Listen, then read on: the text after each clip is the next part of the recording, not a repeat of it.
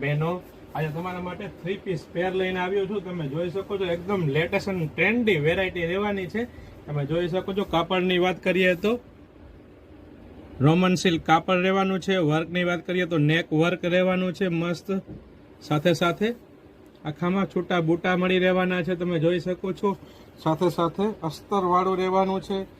દામનની વાત કરીએ તો મસ્ત દામન વર્ક મળી રહેવાનું છે. સાથે સાથે સ્લીવની વાત કરીએ તો વર્કવાળી સ્લીવ મળી રહેવાની છે.